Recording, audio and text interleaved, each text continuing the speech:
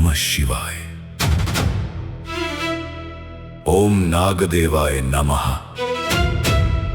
क्या आपने कभी सोचा है कि सावन की पंचमी के दिन नाग देवता की पूजा क्यों की जाती है? इसके पीछे एक ऐसी प्राचीन कथा है जिसमें एक राजा का क्रोध, एक पुत्र का प्रतिशोध और एक महान बाल मुनि की बुद्धि ने पूरे नागवंश का भाग्य बदल दिया था।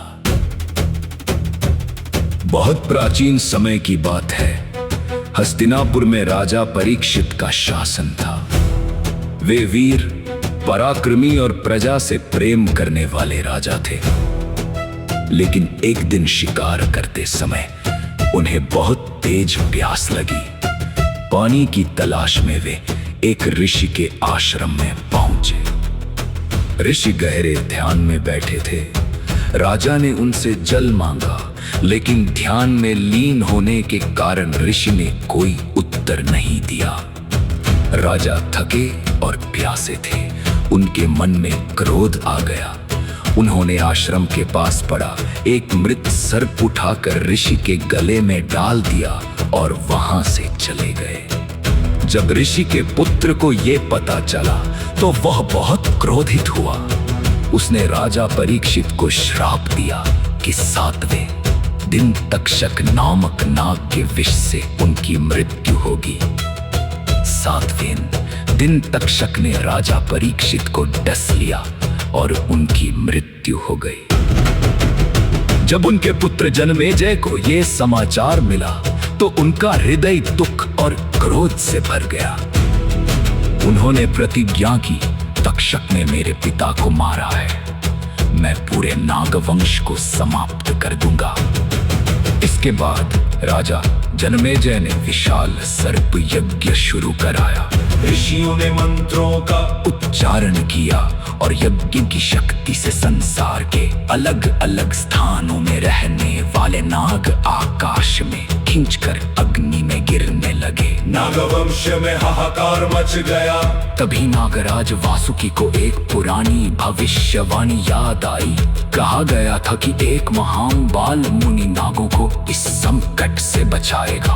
उस बाल मुनि का नाम था आस्तिक। आस्तिक अत्यंत विद्वान और धर्मज्ञ थे। जब उन्हें नागों के विनाश का समाचार मिला तो वे तुरंत राजा जन्मेजय की यज्ञशाला पहुंचे। राजा जन्मेजय ने बालक के तेज से प्रभावित होकर कहा, हे बालक, तुम जो चाहो वरदान मांग सकते हो। आस्तिक ने कहा, राजन, यदि आप मुझे वरदान देना चाहते हैं तो इस सर्प यज्ञ को यही रोक दीजिए। यज्ञशाला में सन्नाटा छा गया। राजा ने कहा, बालक, तुम जानते हो कि मैं ये यज्ञ क्यों कर रहा हूँ? आस्तिक ने कहा, हाँ राजन, मैं आपके पिता की मृत्यु का दुख समझता हूँ, लेकिन एक अपराधी के कारण पूरे नागवंश को दंड देना क्या न्याय है? राजा मान रहे। आस्तिक ने कहा, क्रोध मनुष्य को दोषी और निर्दोष में अंतर करना भुला देता है। आपके पिता की मृत्यु का दुख सत्य है, लेकिन धर्म यह कहता है कि दंड अपराधी को मिले, निर्दोष को नहीं। फिर आस्तिक बोले, राजन, प्रतिशोध की अग्नि कभी दुख समाप्त नहीं करती। यदि आप हजारों नानों को नष्ट कर देंगे तो आपके पिता वापस नहीं आएंगे, लेकिन यदि आप अपने क्रोध पर विजय प्राप्त कर लेंगे तो आपका नाम धर्मप्रिय राजा के रूप में याद किया जाएगा। राजा जन्मेजय ने अपने दिए हुए वचन को याद किया। उन्होंने ऋषियों से कहा, सर्प यज्ञ रोक दिया जाए। मंत्रों का उच्चारण रुक गया। यज्ञ शांत हो गया। तक्षक भी बच गया और नागवंश का विनाश रुक गया। राजा जन्मेजय ने समझ लिया कि सबसे बड़ी विजय किसी दूसरे को हराने में नहीं, बल्कि अपने क्रोध को हर